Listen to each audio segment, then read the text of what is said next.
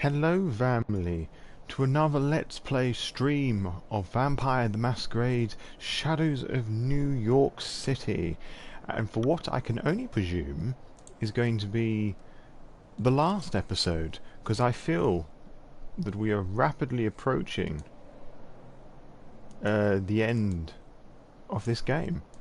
And what a journey it's been. And I do apologise for all the clicking that you may hear using my potato setup. I'm only doing it via my PS4. And I'm just trying to see if I can edit the video on the YouTube page. Like the YouTube studio, which is sort of like the behind the scenes shiz, as it were. Come on, you did it the other day. Hello Memphis, thank you for coming along and saying hi. Just give it a couple minutes and see if people will arrive.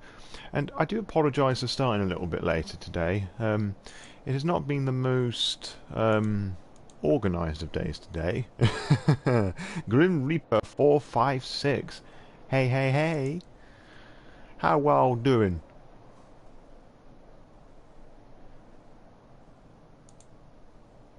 Nice. YouTube studio.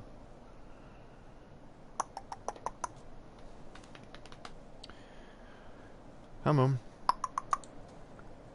I wonder how this is all going to end. If you know, don't tell me. Please don't tell me.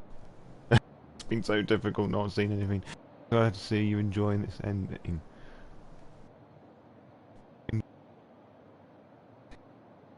Oh, nice. Okay, cool. The live video has actually appeared on the studio now. Boop.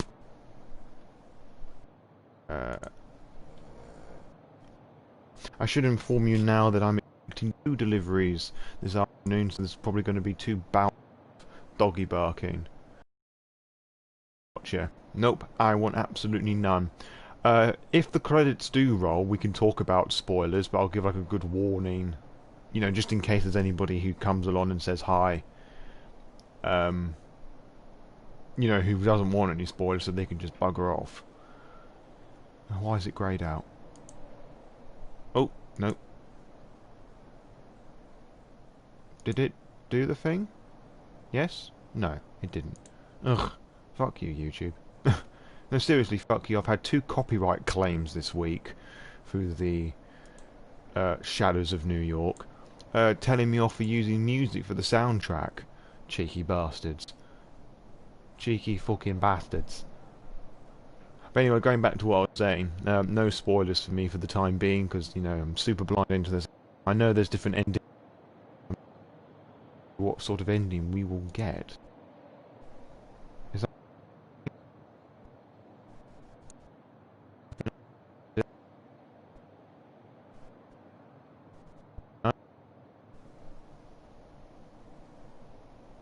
Yeah, it's been a whole farce of the copyright claims lately. No spoilers, just hot British accents. Ah, fuck it, I'll sort the thumbnail out later. Hello, Helton! Hey, hey, hey! No spoilers, just hot British accents. I do love that. Thank you very much. Oh, I left my drink in the other room. Oh my god. Oh my god. As always, low quality audio, top notch banter. The other the other slogan for the podcast. Well, for the live stream stuff anyway. Oh good, the thumbnail did work then. I presume. Yeah? Yes it did. It's saying on my computer it wasn't. Oh well. Where are the comments? No, that's not. That's a live chat. That's the thing that I want. That'll do. That'll do, donkey. That'll do. Stay hydrated, kindred. Or Canites. Ghouls, kinds, whatever pronoun you want to use. Okay. I'm sort of comfortable. Dog to the left. Doggo to the right. I think we should just get stuck into this now. I catch him in front of the art hole because, of course, he had to be the first person I met there. E. James, Hola. No way. No, no, no, no, no. I'm going to be the laughingstock of the entire city if I don't show up to the resolution of my own investigation. How about you demonstrate a modicum of courtesy? Yes, because if you remember last time, we had found out that pretty much every single person was there when Callahan was murdered. So it would be fair to assume that one of them, at least one of them, was the murderer. Of course, and we beat the living shit out of Kaiser, which was really intense, really sinking our fangs into the whole sombre edginess, as it were. I'm going to have a drink of Garu blood. Oh, be careful, because that can have nasty side effects. Courtesy. Go, I should put you on trial. I can't guarantee I eventually won't. You've messed with Kaiser, the Emerson's Glisse of this city, beating him to a pulp like a random goon. He will do everything he can to destroy you from now on, and my bet is he will succeed. Whatever will be, will be. For now, at the very least, I'd like to show the court I'm not a baby fledgling who can't see a task she was given to the end. Yeah, Kaiser did have it coming. You're making a huge mistake. How did you ever learn this meeting is happening in the first place? Maybe I'm not as trash an investigator as you thought I was. I never said, but you're showing it. That's not a fair assessment. I wanted to finish this whole mess myself for your own good. It would be nice if you asked what I think next time. I'm actually pissed off he tried to pull this off without me, but I'm not letting it show, counting on being able to guilt trip him into submission. His deep sigh of resignation proves that my tactic was successful. Fine, but you will stay quiet the whole time. No tricks, ifs, or buts. But of course. This way. We step into the maw of the gallery. The celebrations of power are almost over. Everyone is back to their usual respective styles again, looking wary at each other's company, trapped in their own little worlds. The art hall is nearly empty now, and Kadir is gently strong-arming the last remaining nobodies into leaving the premises. Eventually, only me and a select few New York Camarilla VIPs remain. Ah, Miss Sawinski, barely made it, huh? The asshole with the glued-on smile spots me first, and he's just as authentically enthusiastic to see me as ever. So he's finally showed his face around here, infused to see me as ever. I wasn't sure if you'd join us tonight. Kadir made this meeting sound like a one-man show. The preparations took me a bit longer than I thought they would. I apologize. Are you, by chance, planning to surprise us with something? Well, if I was planning something, I wouldn't be surprised if I told you now, would it? Can I have everyone's attention, please? We're about to begin. Everyone remaining in the building gathers round Kadir. Ah, exciting! I was thinking when Katerina was going to arrive again, because I was just thinking the other day that she's barely been in this at all, which probably means she has some bigger part to play. Van der Heyden has such a punchable face. Yes, I agree. Is everyone present? Present. And accounted for. My prince. Yes. Before we begin, let me welcome an unusual guest to our fold. She gestures towards the corner from behind which emerges a silhouette that would have never ever appeared here under normal circumstances. Name's Talk. I'm the Baron of the Bronx, delegated here by my compatriots as an oversight authority. I'm here to observe the results of the investigation. Nothing more, nothing less. Yes, it's very weird seeing Talk here. Let me stress this one last time. This is a one-time occurrence meant to alleviate the tensions in the city, not a symbol of mutual recognition. Not in the slightest. I peek at Addison's face to get a feel for how a hardline loyalist might grapple with this arrangement. His expression betrays no surprise, only a slight discomfort. Even if he is fine with it, the prince must have been extremely convincing about the necessity of a temporary truce, or about some Machiavellian tactic she's got ready up her sleeve. Who knows?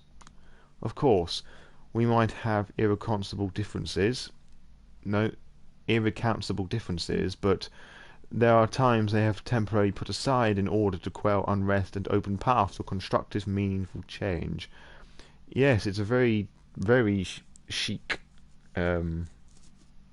jacket. And I think chic in a fashion sense is spelled CHIC. Is he pretending to be a mall tonight? I'm not sure, but his fashion since the previous game has changed. If anyone would like to voice their concerns, the time is now. Torque, Arturo, and Panhard exchange glances. Normally, I'd consider it an innocent gesture. Knowing what I know, I roll my eyes. Is he pretending to be a Malkavian tonight? No, I don't think so. I think he's just looking extravagant because why not? A stick or a carrot talk. What made you break and sell your compatriots? How much do you really know? If not, Kadir, may I?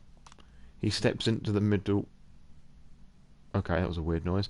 He steps into the middle of the room and clears his throat theatrically. First, let me plainly state that the conclusion I am going to present is by no means my own achievement. It is the result of a tireless investigation conducted by talented kindred I won't name here. A telling glance in Torque's direction serves as a succulent explanation for why he refuses to call them by their names. And, of course, Julia Sawinski, whose ceaseless groundwork over the past few nights served as the foundation for the findings that are about to be revealed here. Thank you, Julia. It's not the first time he sets out to oversell my achievements. As the sheriff, my role here is mostly representative. I spent the last few days overseeing the celebrations in Elysium, making sure no harm would befall anyone present. Luckily, none did. Looks like the prince's decision to move forward with the event was the correct one. And for that we should extend our thanks to Kadir, and let us not overlook our guest, to a degree. I managed to convince my key allies that diplomatic action is the only way forward in this case. No matter how wrong-headed the enemy can be, we still need avenues to negotiate and communicate. Something's up. That's not like Torque at all. Or at least it's not like Torque in the first game. But then again, it's sort of been alluded to the fact that Torque has changed since Callahan's passing.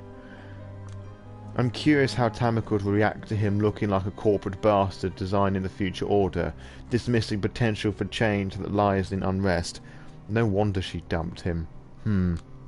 Spare us the empty pleasantries and let Kadir move on. I don't have all night for this. Right, I'll be concise. Douglas Boss Callahan's remains were found in this office by one of his ghouls first thing in the evening. The first kindred to confirm it was another Anarch Baron, Torque, present here. A mystery book author would refer to the circumstances of Callahan's death as a classic closed-room mystery. The metal door locked on the inside served as the sole way in. There was no murder weapon, no useful testimonies, and the evidence was, how do I put it, barely circumstantial at best. What was left for us... Ooh, nice little artwork change. Is Julia sitting down? I can't see because the text box is in the way. She's always sitting on one of the benches in the gallery. Sorry. What was left for us was one hell of a puzzle. One where the answer couldn't even approached using the tried and... couldn't even be approached using the tried and tested question, Cure Buono? We were presented with a poorly timed power upheaval, a tense situation where a long-planned celebration was in danger. Suddenly, all of us were faced with an uncertain future. Everybody benefited, yet nobody did. No one was especially fond of Callahan, but it's not like anyone seemed particularly keen on removing him from the equation, especially at this time.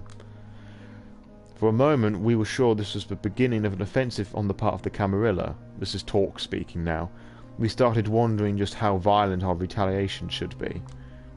And as for us, Kadir says, we were momentarily convinced that the Anarchs were plotting to blame us for their internal power struggles, a tense situation resolved only thanks to the skillful and swift diplomacy. Arturo says. Dare I say yet another victory for our talented prince. Kadir. Julia made sure to examine all the contacts Callahan might have had in the last days. In both sects, her efforts were tireless, and only rarely misguided. He just had to spit out at least one biting remark, didn't he? Ah well, he's probably just covering his ass. But as exhaustive as they might have been, they only served to muddle the possibilities, not explain them.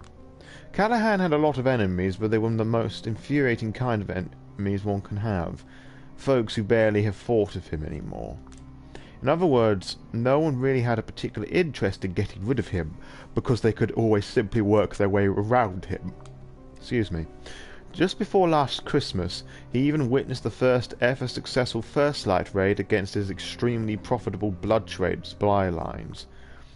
The long ace up his sleeve, a downright shady ability to perfectly maneuver around all SI activities, gone. Callahan's decline was apparent to all, and a domino effect made his empire slowly crumble. Up until recently, he'd done an admirable job keeping up with the times and getting away with murder, but suddenly all of the prison spotlights were on him. The recent stories we hear about him all depict a depressed, downright manic recluse lashing out at everyone, struggling and utterly failing to fit into the new reality he found himself in. A closed room, no evidence of struggle, a lack of strong why-done-its, the corpse being found in very early evening hours. The conclusion is simple. Callahan's final death was self-inflicted. Suicide, to put it in simple terms. Huh. Silence has filled the room. Must be using ore. Oh, for sure. It would not surprise me at all. I mean, he is of Clan Toreador after all. I mean, that would not surprise me. So, wow. That really is the angle they're pushing, isn't it? Let's hear it, Sheriff. I will explain. It was an independent detective who first set me on this theory, only last night. There is no suicide note of any kind, of course, but the message our recently departed has sent might not have necessarily been a verbal one.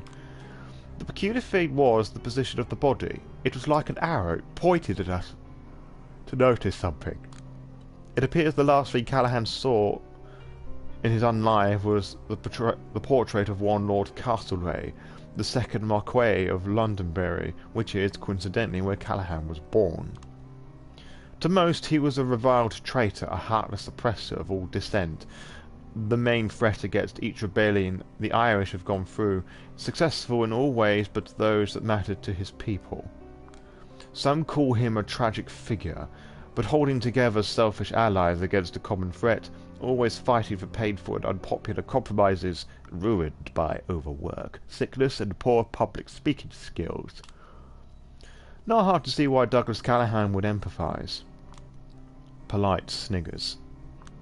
Indeed, especially when you realise that the sickness in his blood, his failures, the hatred from his own people, and a glowing paranoia led him to commit a dramatic suicide within his own four walls. Ah, I see. Oh, excuse me. I just, didn't have a fantastic sleep last night, but I want to finish this game with everyone. The assumption is, instead of stabbing himself to death with a knife or pen, he decided to let the sun embrace him in its warmth, Castlereagh's face burning into his eyes, a poetic final death. It's not a closure we might have wanted, but probably the best explanation of his motivation that we're not going to get. Does everyone follow? A heavy silence fills the room. Nobody speaks up, except Prince Panhard. To me, it's all perfectly understandable, agreeable, and, most importantly, it fits the man I've come to understand over the last 2 decades. I don't buy it. No, it's all lies. It's all, like we were told in the previous episode, that everybody present in the room saw him before he died, so they all know what happened, but for some reason they're just using this great big, I don't know, so it's an excuse probably to get rid of Julia. Consensed murmurs resonate through the room. Agreed.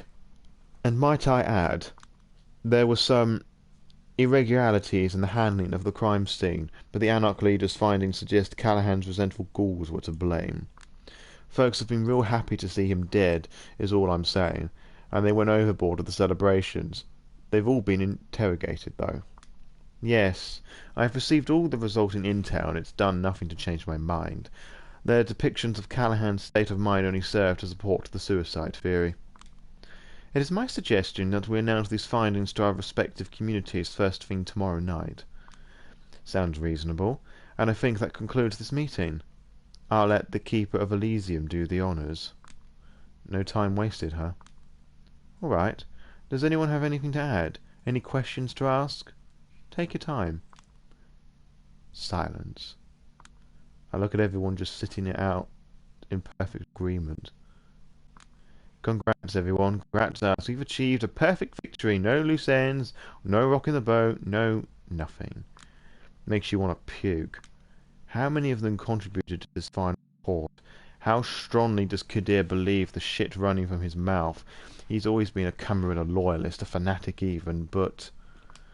Miss Julia, any final statements? This is it. Now or never. If anyone can blow this pathetic charade wide open, it's me. But there's no coming back from this road, and it has a cost. I've spent all of my life and unlife on social climbing, and the sunken cost fallacy is kicking in. Challenging them here might be my only way of ever making it out of the pit I'm in. Hello, Maureen! On the other hand, maybe this is my time to head into the unknown. Kill my ego, at least temporarily. Shut up the voice of the elders screaming in my head. Betray my sombre instincts. Make all of these ghosts go away and figure out something new, no matter how scary it might be. Do I dare? Maybe I don't. I feel like there's an incredible prize to be won, waiting right in front of me, if I just dare to take out this revolver with its single bullet I've had hidden on me, and invite everyone here for a crazy game of Russian roulette. But I also get this forbidding gangster movie feeling, like this is the scene where the future mobster could have gotten out, but he didn't. In the end, did Callahan think all of the splendour of the golden era was worth this pathetic end? It's like there are two selves battling for dominance inside of me. One of them has to die. The other gets to live. Honestly, it's a flip of the coin. I reflect on all of the kindred I've met, the lessons I've learned, choices I've made over the past few nights to make a decision. And then, feeling like I'm simply following the way conducted this investigation to its logical conclusion, I respond. Actually, I do. It's like the beast itself flashed in Kadir's eyes for a brief moment. No, you don't. But I do. Miss Sawinski, don't make a scene. Believe me, every one of you really, really, really regret it if they don't listen to what I have to say. Will we now? Oh, absolutely. I stand up and step right in front of Kadir. Don't get me wrong, Kadir's done a spectacular job of selling you a ready-made narrative to package and export to the outside world. Hell to the sheriff and all that. But was this little show really necessary? Did you all really need to hype each other up to believe this fairy tale? What are you getting at, little girl? Easy now, easy for now, my prince. Insult me all you want. It's only going to make it all the sweeter when this little girl kicks your ass. I'm getting at the fact that there's a different, more reasonable theory that explains everything. Everything to a T. That's great for you, sweetheart, but do I really need to stay here and listen to it? The door is right there, but on the off chance you get implicated on something tonight, don't you want the chance to defend yourself? And what are the chances of me being implicated in anything tonight? I'm pretty sure a lot of the kindred in this room are asking themselves the same question right now. In each case, my answer is the same. You won't find out unless you stay right where you are. She stays. Alright, where was I?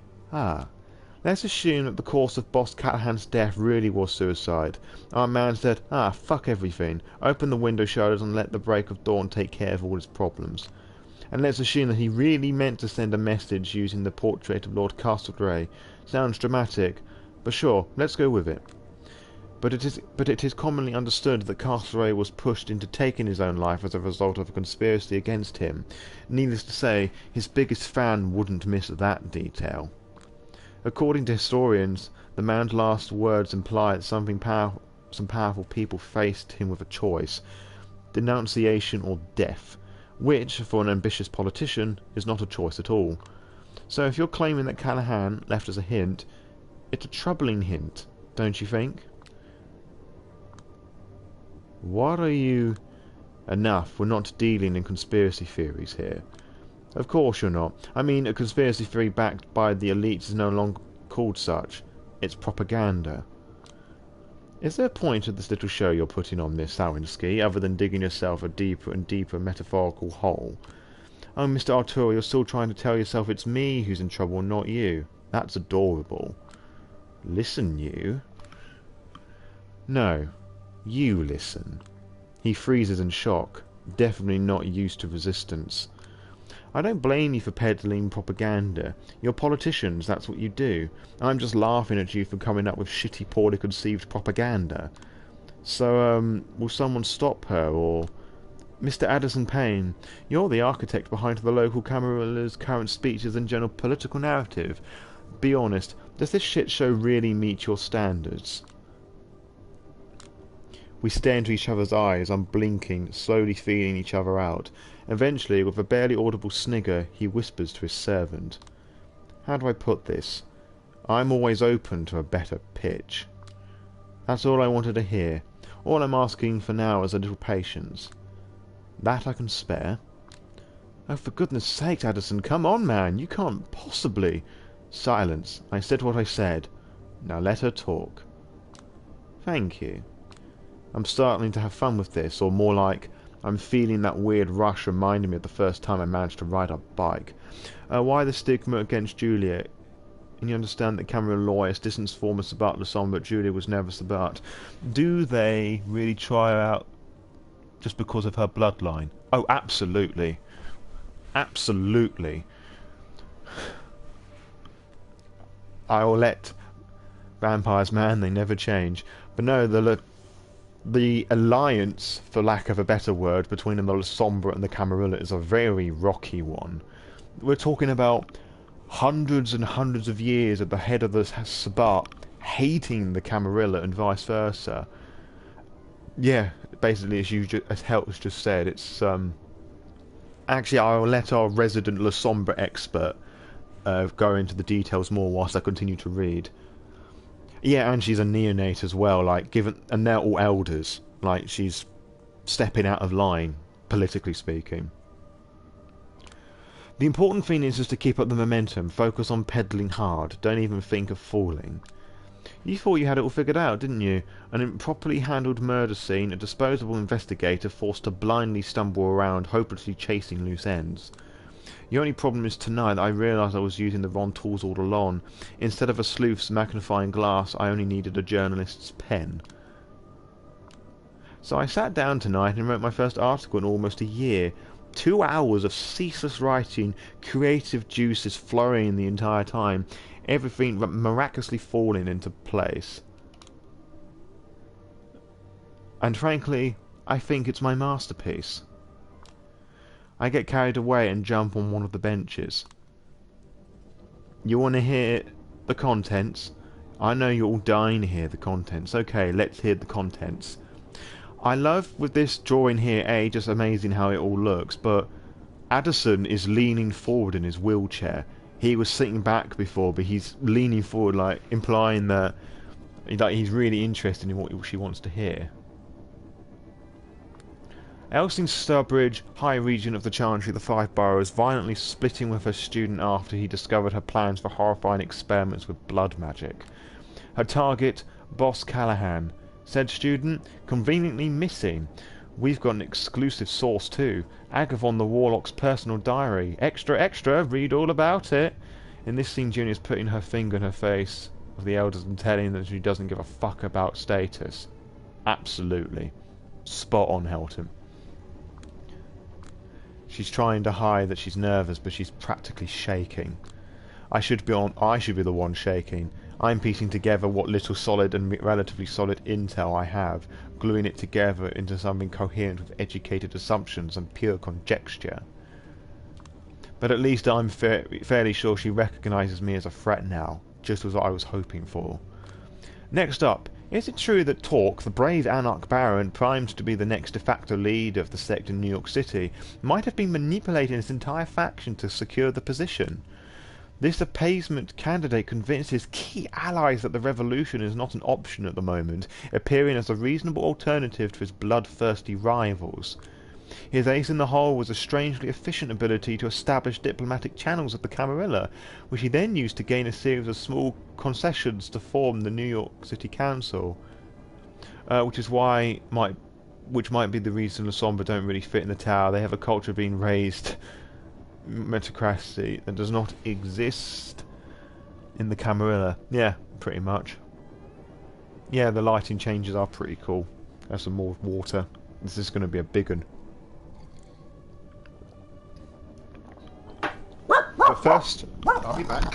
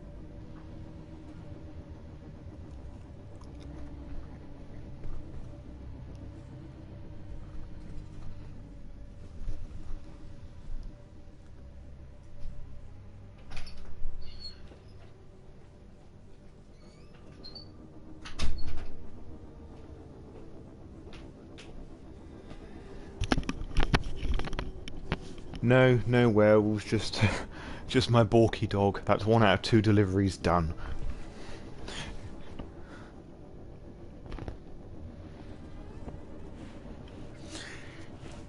I've read that bit.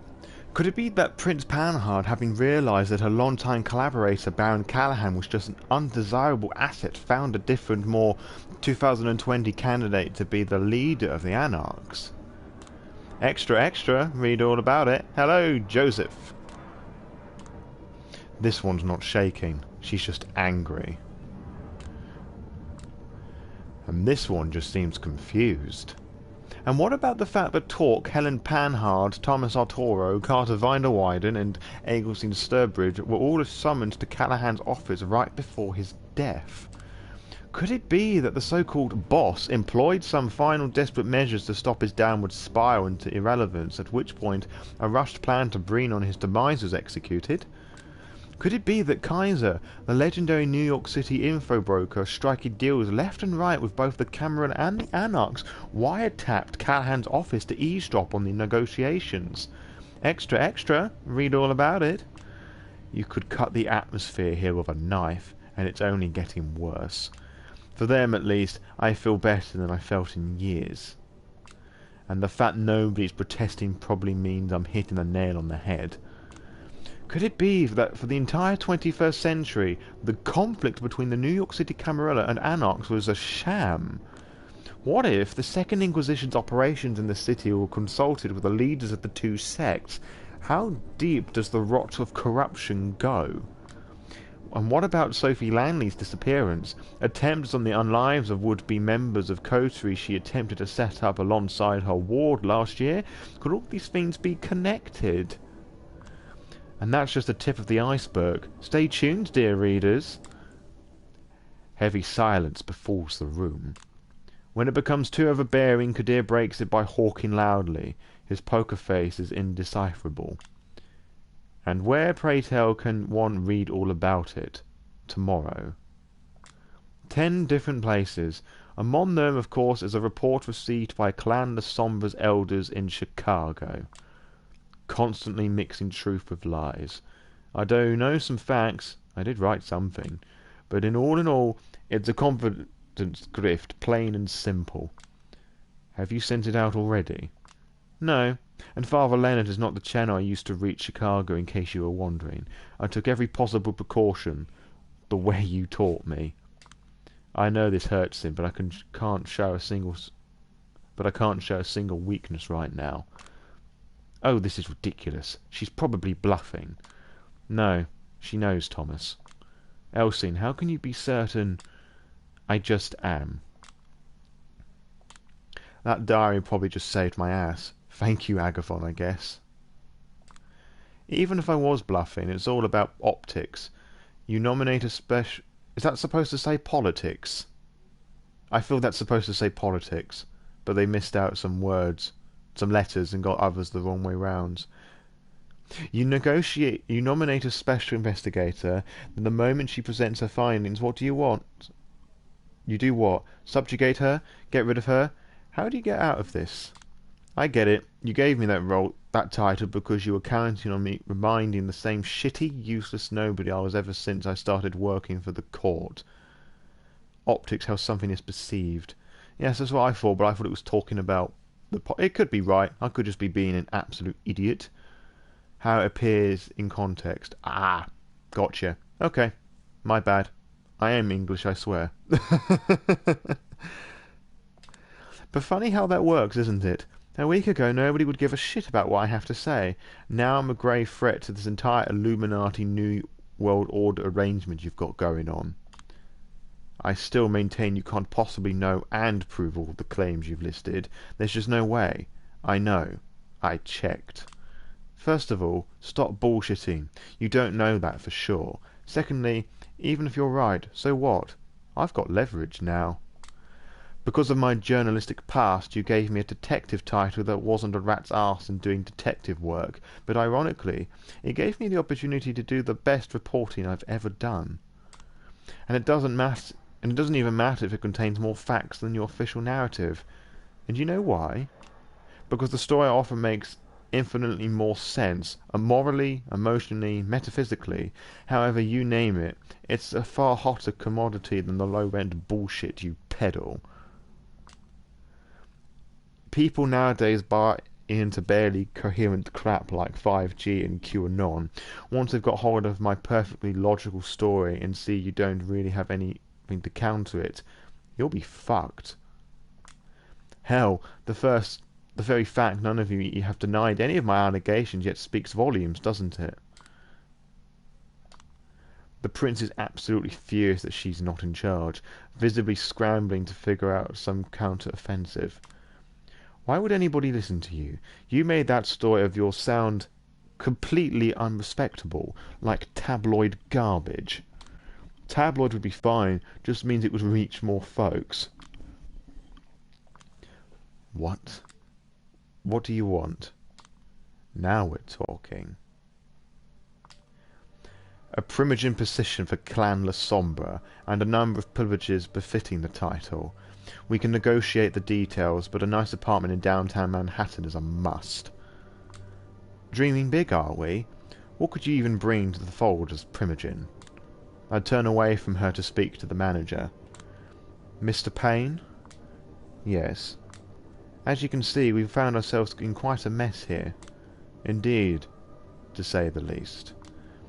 If I find us a way out, will you form a professional relationship with me and back the decision to make me primogen? The figure in the wheelchair lets out a sarcastic laugh, sounding like a final wheeze of a dying man. You really are swinging for the fences, aren't you, child? I'm not suicidal. Most of the time, at least. I wouldn't be doing this if I didn't have my sights set sky high. I understand. So how do you propose we solve this little predicament? Easy. We give the masses an even better story than the one I suggested, one that benefits nearly all the parties in the room. Alright then. Thanks to your moxie, you've secured yourself my tentative support, child. Let's hear it. Thank you very much. Okay then. During my investigation, I recovered some interesting intel about a certain individual. Praise be to Kaiser's abandoned limousine. Said individual would definitely prefer his behind-the-scenes dealings to remain unknown. For the last 20 years he's been on and off meditated between the different parties in the city. He prides himself on his diplomatic skills. Interestingly enough, though, one of his main motivations was selling intel about both the Camarilla and the Anarchs to any party that might be interested. Usually that meant Kaiser. Without a reasonable degree of certainty, he can be held responsible for a few recent failed Camarilla operations that weakened Panhard's position.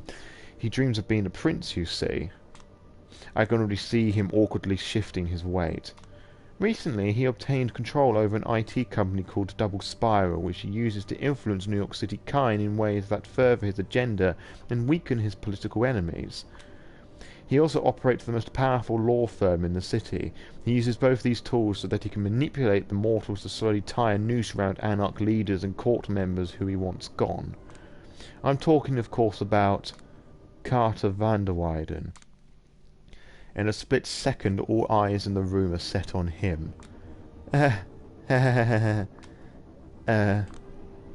People, whatever she throws at me, I'm sure I can explain.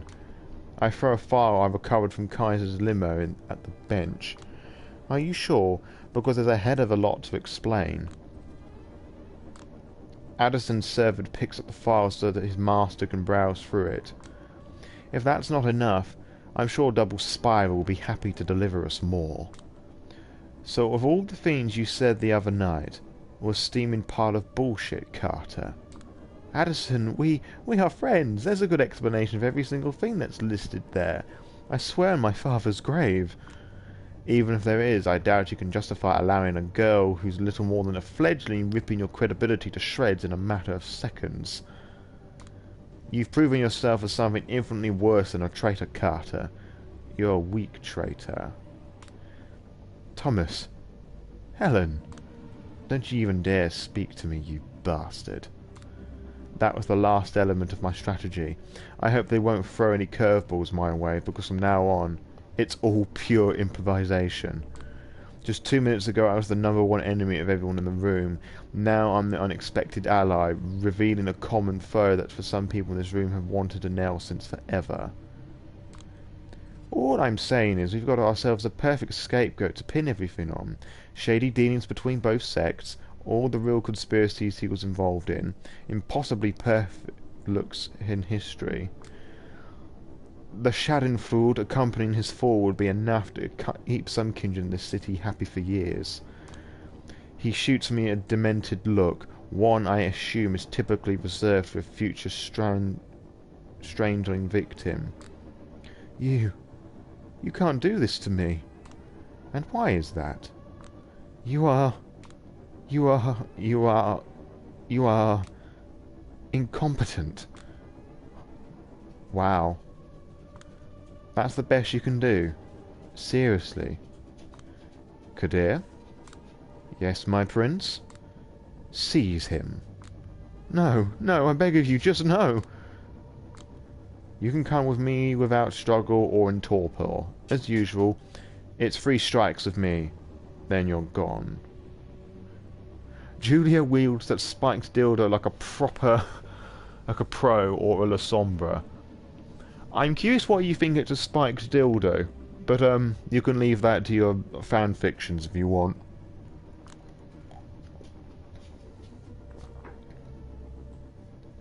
Lots of no's. He talks a lot, but puts up but minimal resistance. Kadir drags him out of the room, and that's the last I ever see of him. For a good minute, everyone just stands there, confused. Then, Addison begins to clap. Bravo, Miss Sawinski. I haven't seen such an adventurous power play in years.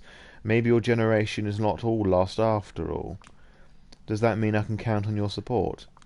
Of course. As far as I'm concerned, you're the kind of ruthless primogen the city needs, especially now when one seat will probably be made vacant. So, What do you say, my prince? Panhard recoils a little when she hears me refer to her in such an official manner. My relationship with Addison in decades-long conflict, and by now I know which hills I'll be willing to die on, but this is not one of them. Rejoice, girl, you're going to get what you want, as well as deserve. We do have one important condition, though. Of course you do. Mr. Payne, as I'm sure you'll agree, being Primogen is an important representative position. It demands nothing but a display of impeccable respect for the masquerade and the traditions. Of course. Panhard, she was embraced around the time of the Second World War, so... Come to think of it, she is probably boomer age, give or take. It is my concern that it wouldn't be proper for us to be represented by someone openly violated the rules of the kindred society. But of course, that wouldn't do at all. They'd have to openly renounce their old ways at the very least. Indeed, and I think that in the case of Miss Sawinski, who has lived with a mortal under a single roof for a long time, the best course of action would be to renounce her and give her up to our sheriff. That kind of gesture would prove the new Primogen's dedication to the court beyond any reasonable doubt. Oh, Thomas Arturo, you absolute cockbag. Yes, I definitely agree. Her ambition and pride most admirable, but it would be prudent for us to demand a display of humility as well. Sadistic fucks. My thoughts exactly. Well then. Your answer, miss? Huh.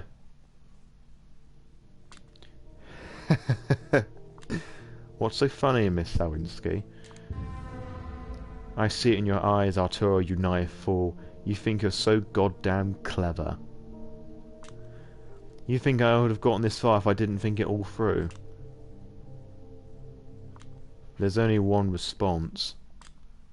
I agree. Do what you must. He's speechless. He thought he had me pinned and simply responded with a checkmate. Guess that solves our problem then. Let's out for now. It's been an exhausting evening and dawn is nearing. Yes. Let's just do that. He walks Payne out, looking unstrung and defeated. Soon... Oh, this nice bit of artwork. Oh, and Dakota's missing. Soon after, Kadir was ordered to take care of Dakota. He asked me if I wanted to know what was done to her. My reply was honest. Not really interested. No. Oh no, Dakota's dead. Like, for sure. He said that I'd got myself into a terrible game, the rules of which defied comprehension. I replied that if I'm winning and climbing upward, I must be doing something right. Still, we don't talk too much these days beyond professional interactions. I have a much bigger world to think about now, one that fills me with happiness. Come to think of it, my current state reminds me of those few halcyon days right after my embrace. It might not last, but at this point I have to ask myself, what does? It's always about the next, bigger rush. I'm writing speeches and official communications for New York City Camarilla these days, helping out Payne from time to time too. Funny, I've never felt more accomplished, more fulfilled as a journalist than I am now. Karen is visiting in a few days to congratulate me on the behalf of the entire Chicago-based clan. Apparently, I've not only met her expectations, but exceeded them. She keeps bragging to everyone about how great her eye was in picking me. It's only these shadows that keep getting to me. I notice them everywhere these nights, and there are more and more of them surrounding me as time goes on. I wasn't sure what was going on. She should not have a single white.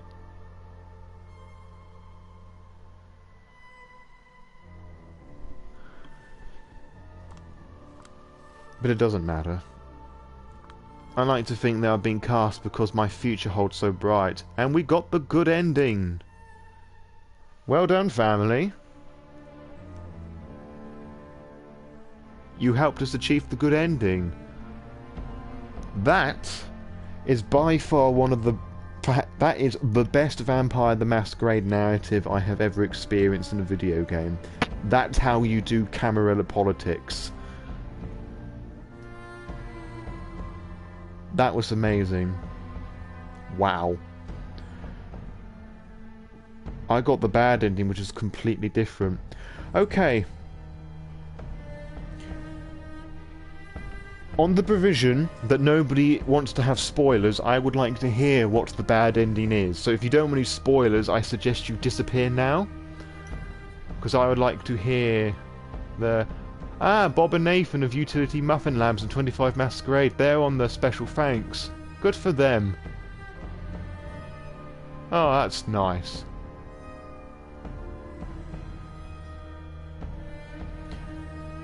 Wow. That's pretty cool. I really enjoyed that. On the bad ending, you go to California with Dakota becoming Anarch. It's disgusting. She gives up the narrative and takes on the road of Dakota.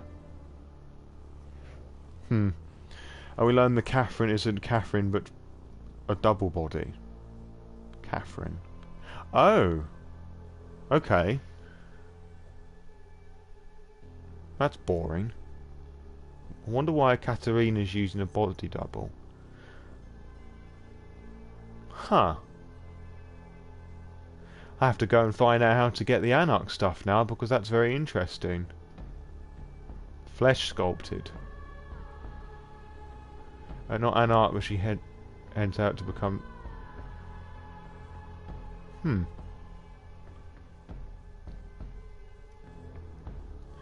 Spotting in the man.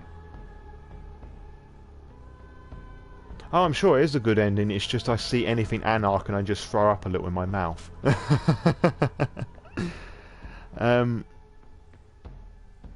Yes. Wow. That was pretty cool. That's how you do Camarilla politics in a video game. I hope every single person who ever wants to make a vampire video game looks at this, because to me this is just perfect. It's an interesting story, Law. You might want to play it again, being slightly ruthless to read. Less ruthless to read. Yeah, I'll go through the other ending in my own time. I'll probably get through it a lot quicker.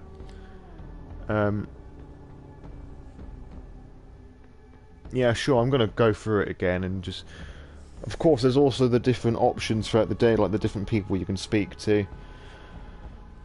You know, there's a couple of trophies for me to get. Like, I'm hazarding a guess if you refuse to shoot at the beginning, Karen will just leave you or kill you or whatever.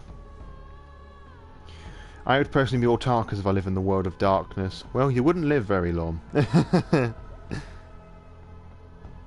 I love some content on what is happening with Kaiser. Oh well, beggars can't be choosers. Nah. Well, gonna have leave you all now. Have a nice day, everyone. Yeah, you too, Help.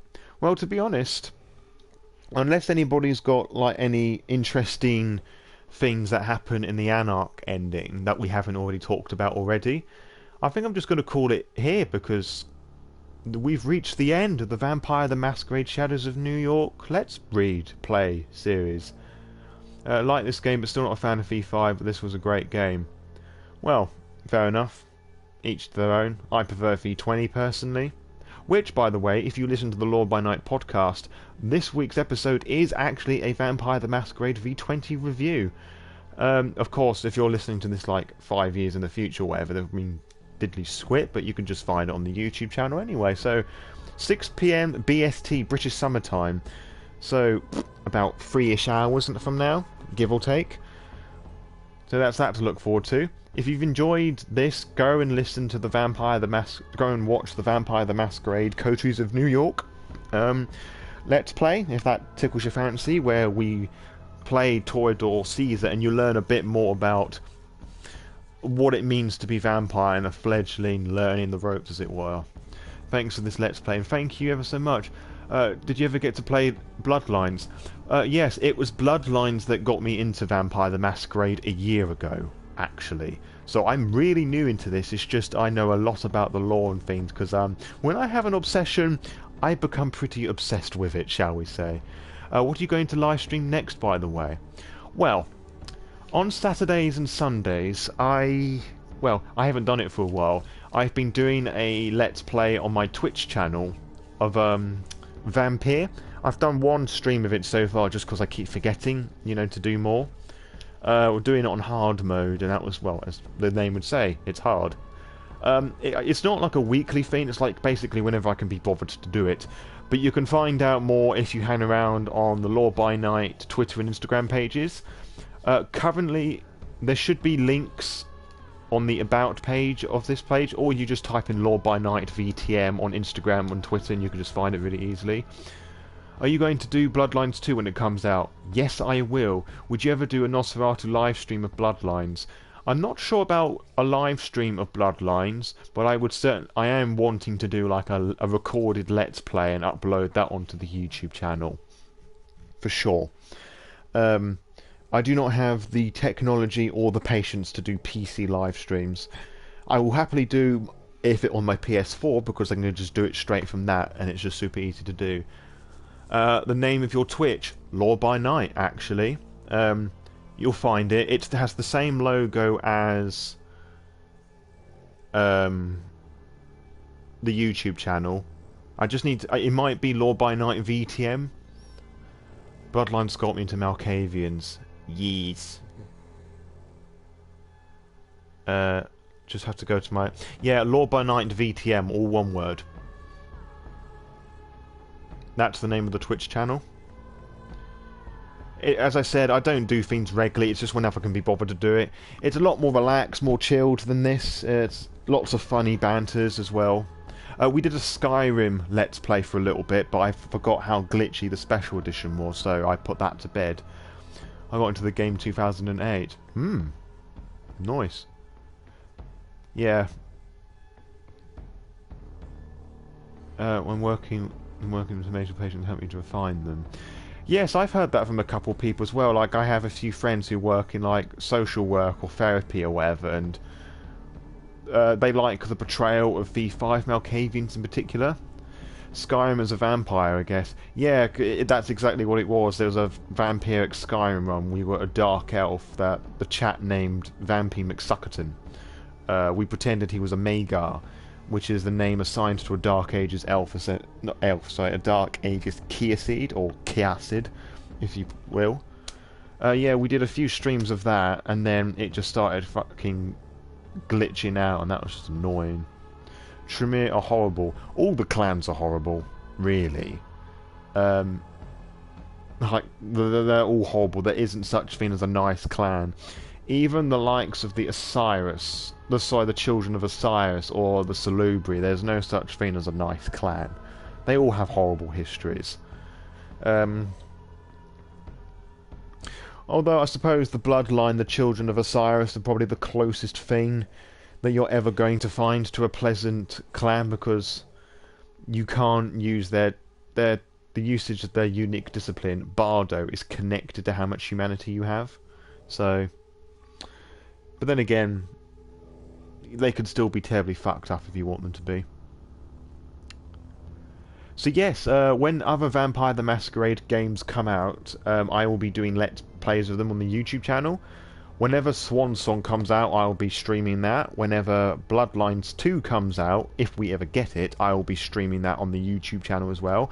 But don't worry, you will have lots of updates about it. I'll let you know when and where it's happening. As with always, my family take precedence. So, if I can't do it for a day because something's happening or I've got like things to do, I'm sorry, that's just the way the cookie crumbles. Saluba, you mean the soul suckers? Indeed I do. But yeah, so whenever the Vampire Games comes out, I'll be doing stuff.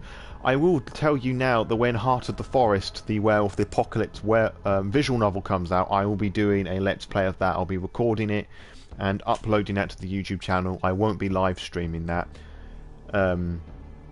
Because for the same reasons with Bloodlines, I just don't have the patience to do the whole live streaming from PC.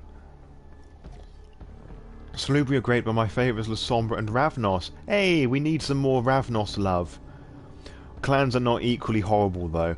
No, they're not. They're all just different horribles. You should get together with people on Twitch to play the secret role game Werewolf. Oh, did I read that correctly? The secret role game Werewolf.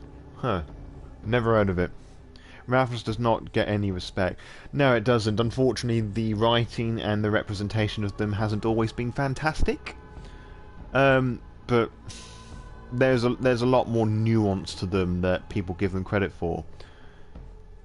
You read that correctly. Oh, cool. Hooray! I'm not an idiot this time round. Nice. Okay, folks. I think I'm going to properly call it quits now. You're all lovely people. If you want to carry on with this discussions and all things vampiric, join the Lord by Night Discord server. As I said, you can find links to all of that on the Twitters and Instagram. If you look on any other previous podcast episode on YouTube and the previous Let's Plays, or wait like a few minutes for me to update this episode, you'll find links to everything there to join. Because you all seem very nice, and it's just really enjoy talking vampire stuff to you. Have a good day. Thank you so much. You're very welcome. That is an understatement about Ravnos. Yeah, probably. But I have a podcast episode of that if you want to hear loads of fun things about them. Okay, everyone. Have a wonderful night, morning, or afternoon, or whatever it is where you are in the world. Until next time, farewell.